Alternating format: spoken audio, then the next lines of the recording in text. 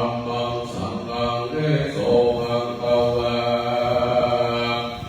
อังวาพระพุทธเจ้าตนเป็นครูแห่งเราทั้งหลายตนได้ทำการขยาสัพพัญญูปัญญาพระขออาสาไลซึ่งมังอาการโลนาแก่สัตว์ทั้งโลกตนเจ้าก็ได้บำเพ็ญบารมีตั้งสั่งสิทธังตังและแต่มันอานังนาเจ้าก็ตรวจเดียวไปมาในสงสารหาดาต่อเอาถึงจะมันเป็นปัญญาเวสันตังลาก่อนเสียงอายุแห่งตนก่อนให้น้องเอาก่อนไปเกิดให้จันทร์ฟ้าเลิศโตสิตามีโมเทวดาทั้งหลายอาคังอยู่ในเดินโลกกับเก่าวาเทวดาทั้งหลายก็อาภัพส่งจุกลงกันแล้วก็โอกาสละฐานาด้วยคำว่าอโนยัตเตมาทาวิลาภะแด่เจ้าโตนิเพียรนามาขยังกาโลก็เป็นฐานะมันควรลงมาเกิดในมนุษย์สัตว์โลกเมืองคนเพื่อทำลาสัพพัญญูตัญญาเป็นพระพุทธเจ้าพอมันเกิดลงไปแต่เกิดว่ามันพระนำโพธิสัตว์เจ้าก็จุติจากกันฟาโดสิตาแล้วก็ลงมาในพระโพธิ์เจ้าปัญญาสักยะญาตาครบถ้วนสิ้นเดือนเต็มแล้วเจ้าก็เกิดจากท้องแม่มารดาฝ่ายหน้าโสเดชะบนเรือแล้วจงติดเจตปากยังแล้วเล่นโตอื่นโลกาธาตะมวนปิเสนันนาว่าอาโคอามันสัมมิโลกันสันเนหังอังอันวะโภกันยิวันโลเป็นใหญ่วันโลทั้งสามส่วนมหาสัจจก็อยู่พระวันยาวเดือนทั้งดาวอายุไตรสาวก็ปียังดีในวันหนึ่งก็เสด็จไปนานยังเนวิสีพระการคือคนเอาคำจะลาคนอันตันลงเพียงที่คนอันตายแล้วแต่หัดยานักบวชเจ้าออกมาสันนักเสียแล้วยังละจะสัมปติทั้งหลายวันนี้ออกบวชเป็นนักศีลโยมนายป่าไม้เดือดยังทั้งขอบแม่น้ำอนุมานาทีก็ตั้งตนซึ่งมันกระทำเพียงเสียงโมวัสสาเจ้าก็รับเอาแล้วยังเข้ามาโอปัญญาอันนั้นสุจตาหากเกิดเป็นทั้งในวันออกสิงหาคมเดือนวิสาขเจ้าก็เสวยยังเข้ามาโอปัญญาบนฝั่งแม่น้ำที่ลังจะนาแล้วก็ตอนยังทั้งในฟังโลกโสแม่น้ำในน้ำจะนาในกาลยามนั้นโพธิสัตว์เจ้าก็ละเอาคาแผ่นออกเลยจากแล้วในกาลอันไปความแล้วก็เสด็จไปสู่เก่าไม่สักที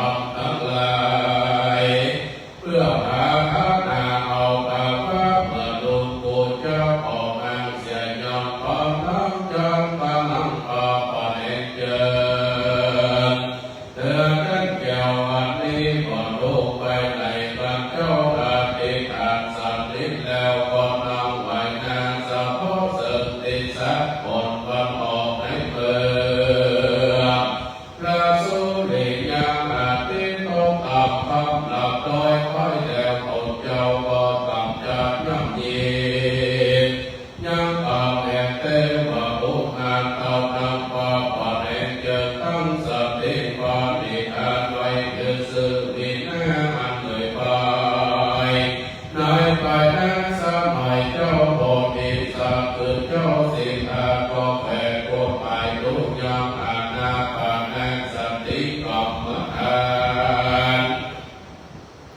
ผู้หากหายใจเข้าออกยืนยาวหายใจออกยืนยาวหายใจเข้าสั้นหายใจออกสั้นพระติโพธิสัตว์ยาวแวกกฎหมายทุกอาณาปานสติกรรมฐานพระโพธิสัตว์เลยยังกายิกาโตและเจตสิกาโตยามเมื่อหายใจเข้าไปสัพเพยังอายิกาโตและเจตสิกาโตยามเมื่อหายใจออกก็ได้รับหลับยังสังขารมันแต่แปลงหายใจเข้าก็หลับแล้วยังปัญญาสังขารมันแต่แปลงโตเมื่อหายใจออกก็ได้สัพเพยังปีที่สองประการหายใจเข้าวันนี้กูก็ได้สัพเพปีที่สองประการ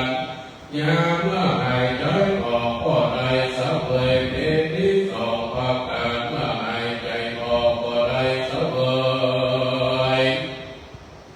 ยังกายิกาโสหายใจเข้าก็ได้สัพเพโสหายใจออกก็ได้สัพเพจิตตสังขารมันแต่งเป็นใจหายใจเข้าก็ได้สัพเพจิตตสังขารยามเมื่อโพธิสัตว์ยาวหายใจออกและหายใจเข้าก็หลับ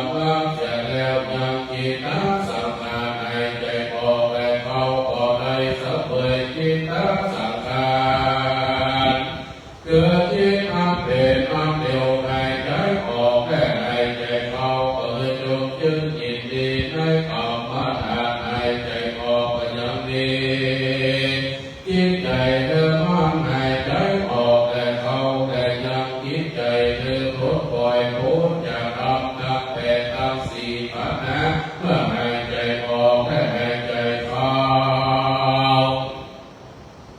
ก็ทำเปิดหลังยังอเนกจะอาบน้ำต่อมาเพียงหายใจออกแล้วเข้าก็ทำเปิดหลังยังนิพพานอาหาสัจจะละตาปัสสามิก็หายใจออกให้เข้าทำเปิดหลังนิพพานนันดับทุกขณะหายใจออกและเข้าหานยังก็ปฏิบัติธรรมสละทุกข์แล้วก็หายใจออกนั่นแลส่วนเจ้าสิทธากุมารพิจารณาดูแล้วยังนานาปานสติกรรมฐานก็บังเกิดใจมาอ่อนสุขกุมารญาณนั้นเจ้าก็พาลงซึ่งเพียงเดินทำมันมีใจมันเป็นมันหนึ่งมันเดียวแต่สิ่งเดียวจากกิเลสสักการและว่าผู้กาบันสำนักจะมาผู้ทรงละธรรมทั้งหลายเจ้าก็ถึงโลกิยาภาธรรมชาติองค์วันนี้อันเป็นก็ด้วยสันนาวิธรรมสันนาวิจารก็ยังให้วิเวกของเกิดกัญญาวิเวกและจิตตาวิเวกก็ได้ยังเป็นติตุยังมันเจ้าก็ถึงพระธรรมชาติองค์คน32เริ่มงับเสียยังวิตาวิจารมาเกิดภาวะอันหนึ่งอันเดียวแห่งจิตทั้งห้าวิตาวิจารก็ได้จิตได้เป็นที่โสกเจ้าก็ได้สัพเพกากิกาสุและเจตสิกาสุด้วยสมาธิอันธรรมันมีปัญญาอันดื่มจืดประกอบด้วยอุเบกขาปัญหาลาภะก็ได้ด้วยปิติอาภัพการยังก็ปิญญาสารสุขดวงใสประกอบด้วยอุเบกขามีสติธรรมันเพียรยกอยู่เป็นสุขสำราญตนเจ้าสิทธาก็ได้ถึงแนวยังตาติจะชามลดน้ำเจ้าก็บำเพ็ญไปจะทุกขสาร ตุนาเสียแล้วยังโลกีญาสุขก็ดีโลกีญาโตเมื่อก่อนก็ดีเหตุใดทั้งลำดับเสียยังโสมันนัสเวทนาพระกอบด้วยอุเบกขาเวทนาอันหาทุกข์ก็ได้มีสติบริสุทธิ์ส่วนว่าเจ้าสิทธามีใจทั้งมันบริสุทธิ์เก่าออกใส่งามปราศจากกิเลสทั้งหลายอาเนจาปัตโตโหวันไวในโลกธรรมตั้งแต่นักการเจ้าก็น้อมไปด้วยจตุปาทัญญาคือพระปัญญาอันรู้จุติปฏิสัมภิแห่งสัตว์ทั้งหลายในมัชฌิมญาณกำเนิดนั่นแลพระเจ้าสิทธาและแต่ยังสัตว์ทั้งหลายโดยจะภูตาติมาข้าโพธิวิสัยแห่งโลกแต่เทวดาทั้งหลายโดยอาการดำเนินโอดูกระเพื่อนทั้งหลายยาวลาวอามาสาภูมินับออกด้วยมโนตุจาริตังทั้งที่ใจด้วยใจกระทำผิดด้วยตนและออกด้วยวจีตุจาริกระทำได้ด้วยปากและออกด้วยมโนตุจาริตังปฏิร้ายด้วยใจมักติเตียนยังนะนิยเจ้าทั้งหลายด้วยวิสาทิฏฐิเป็นที่ทางพระคุณแต่เทวดาทั้งหลายภูมินั้นความแม่นความจะอ่อนทั้งงานก่อนไม่ค่อยเกิดนาโลกเสวยทุกข์อยู่ในอภัยทั้งสี่ขับกันหนึ่งคนถูกได้พระกอบด้วยปัญญาสุจริตวจีสุจริตมโนสุจริตก็ได้ทิฏฐินาอิยเจ้าทั้งหลายตั้งว่ากระทำกรรมมันดีคนทั้งหลายภูมินั้นตายไปก็จะไปเกิดจันทราไปบนโพธิสัจจาก็มกหมายรู้อย่างสัตว์ทั้งหลายภูมินั้นตายเกิดภูมิภายในและเป็นดีตายไปสู่ที่ดีและตายไปสู่ที่ไรด้วยเหตุกรรมมันเก่ากระทำมานับยุคและการนี้แล้วก็นับติดตนก็วันลอยในโลกกระทำตั้งแต่มีจิตออกใส่งานด้วยญาณทักญาแห่งตนพระนันแดงแลตนเจ้าก็มาแบกรู้ยังสังขารและธรรมมันตัวเดียวในวัฏสงสารก็มีอาวิชชาเป็นปัจจัยเอาวิญญาณนี้สังขารเป็นปัจจัยคือเอานามมารูปเป็นปัจจัยเอาภัสสะโภอายตนะกังโมเวทนากังโมภัสสะกังโมเวทนาสามคือเอาตัณหาภาวะใจปฏิภุปะตังเป็นปัจจัยคือเอาเกิดแก่ศพทุกข์ปริเวทนาอันกังเป็นปัจจัยกิญาอันเกิดแห่งโมหะทุกข์กังวลหากเกิดมีแก่คนและสัตว์สันนิว่าอันสังขารานิโรธอาลักเสียยังสังขารธรรมด้วยเหตุรับเสียยังวิญญาณสังขารรับเสียยังสังขารธรรมนามารูปานิโรธรับนามารูปรับวิญญาณดับอายตนะโหรักตัณหาภัสสะโหรักเวทนาโหรักเวทนาและดับตัณหาดับภวะดับอุปาทานจเตนิโรธเหตุดับญาติ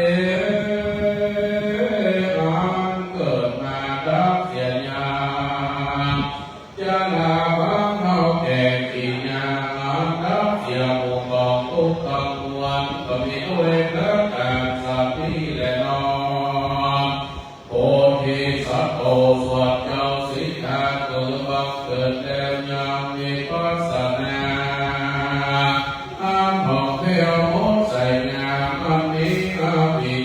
ยังลูกถึงเอาสามโยชน์กันหกตัวเจ้ามาได้เกิดโสกาปฏิมาปัญญาพระเจ้าเดชปัญญาน้ำเปิดปัญญาอาเดญาสัจจะอัตตังสีด้วยโสกาปฏิปัญญาด้วยพระ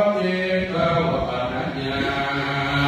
อันตัวเดียวไปมาในสงสารและเจ้าอันนี้เป็นโตเป็นอักษรไรหรือบังเกิดญาความตุมันตาสังขาราที่เกิดที่ปานาที่ดับทุกข์ของความที่บัดเป็นของเกิดทับเสียยังทุกเจ้าก็รู้ดีที่นาพักเกิดวิปัสสนาญาณนำสงสัยญาณคือเอาล้มก่อนตั้งสร้างเป็นอารมณ์สิ่งเดียวกันนั้นก็ได้เกิดตั้งอุโรปัญญาโคตรญาณนำใส่สองก็ได้เกิดสกิทาการอัตตกาเป็นอาอาริยสัจจะอัตตังสีด้วยสกิทาการมีปัญญาดวงปัสสะด้วยปัญญาเวปัญญาดวงนี้มาสัพสัจจะมันนี้เป็นทุกข์อันแน่นอนตัวได้เกิดบังเกิดยังทุกข์สังขารธรรมเกิดนับเสียยังตัวอันว่าของปฏิบัติอันนี้เป็นของปฏิบัติเกิดนับของทุกข์แต่แลเจ้าก็แบกตัวใหม่ดูแลของเกิดวิปัสสนาญาณด้วยมังถึงเอาละปนาตังสาและสังขารทั้งพาเป็นอารมณ์ธรรมแต่นำเจ้าได้เกิดอนาคามีปัญญามีนาคาธรรมทัศเสียยังกามานาคาและปิญญาปาก็ได้เกิดอนาคามีปัญญาพระนามโลกเจ้าก็ได้เกิดปัญญาเวปัญญาในทางอริยสัจจะอัตตังสีอันพระสังสารอันนี้นอเป็นทุกส่วนปัญญาธรรมตัวไหนคือบังเกิดทุกข์อันพระสังขารธรรมเกิดนิพพานอันดับทุกข์ของปฏิบัติอันนี้เป็นของดับทุกข์ตนเจ้ารู้อีกตามที่บังเกิดญาณวิปัสสนาญาณอันว่าวิมุตติธรรมพ้นจากสงสารกูก็ฟังสุดซอยไปหน้าแต่นำเจ้าสิทธากระนำเอาความยกจึงยินดีเตทานโตโยมาตังโยนา พระปิเนเลมอังวาพระพุทธเจ้าองค์ใดแม้ลาวิญญาณเจติยังโลกหนึ่งเปิดเป็นที่สักการะบูชาไว้สร้างคนและเทวดาทั้งหลายพ้นแสงเกี่ยวพลังกายเปิดกาไม้สัตลีมหาโพธิ์โกนน้ำโยกมาตามอยู่นายพวกพระปิ่นปราสาลูกเจ้าพระรักเสียวหน้าบ้านพระวาสานิเตอพระพุทธเจ้าบ่ได้ละเสียยาโกนอันใดจังอามันตัสสะแห่งอันเดียวโยโกขอบุญอันนั้นจงมาตั้งอยู่ในพระพุทธปิ่นปราสาลูกเจ้าถ้าหากต่อเต้าพระปัญญาวาสเตอพระภาวะอัครพระพุทธเจ้าอานุสาริกวาระเดิมรู้อย่างอาภิธรรมาเก็บกับเตในเรือนแก้วพ้นเก็บด้วยแก้ว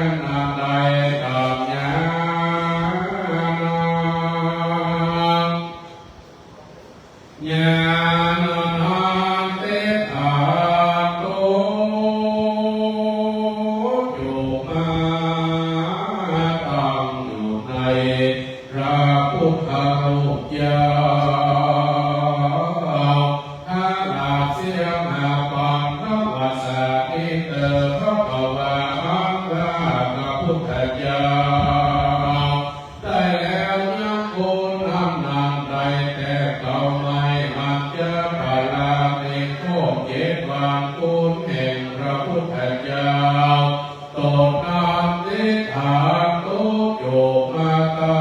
งโยในละพุทธปิปปาสารุยาหานาเสียงหาปามมาสาเดตะกูนันใดพระพุทธเจ้าไว้ท่องเป็นในสาราพุทธเรียนทวนคิดว่าต่างคนนังขอการะพนาเอาโกนันอยู่มาตั้งในพระพุทธรูปยาพุทโธ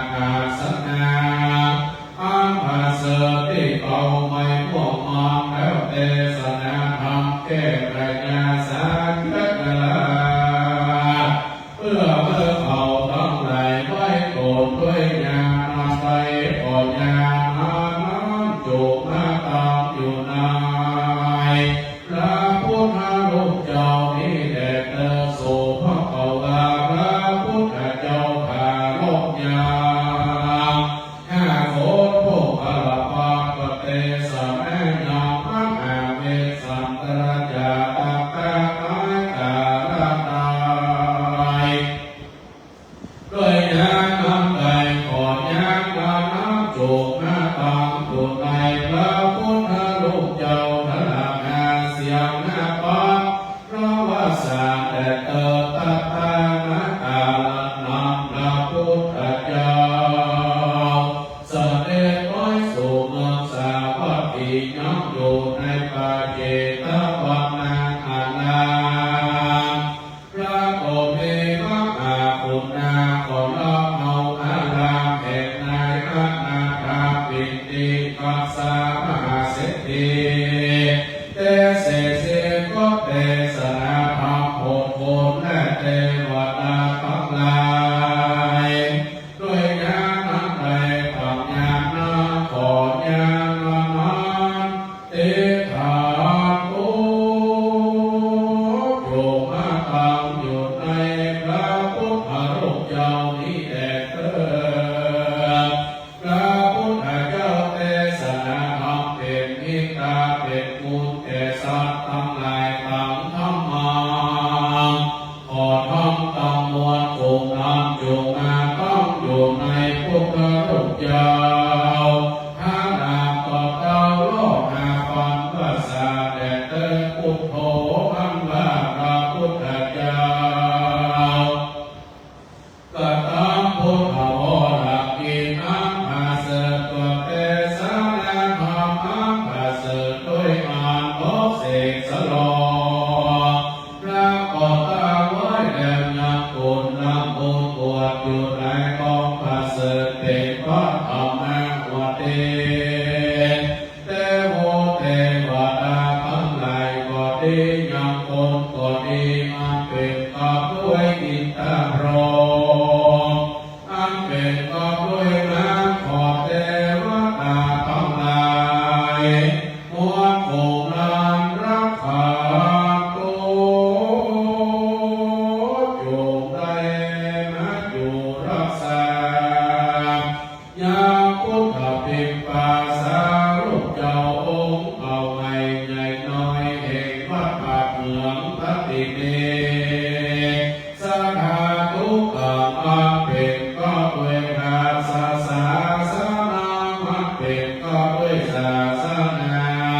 ถ้านาเสียงหาปันพระวสาอัตถญาเพื่อเป็นประโยชน์จะนักแก่คนและแต่ว่าทั้งหลายข้าหลับเสียงหน้าปันพระวสานี้แด่เถิดก็แม่ด้วยพระตาตั้งกล่าวมาเล่นและนามตัสสะวะลัญญานังพุทธาภิเศกาสมังคังเตเทตามะอิยามังกัลยาพุทธาภิเศกังนัพพดาไปด้วยคาถามหาปัจจัย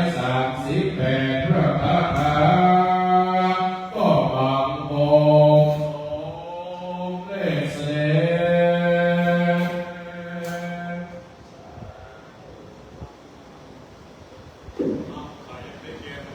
แล้วแกเรียนประเกณฑ์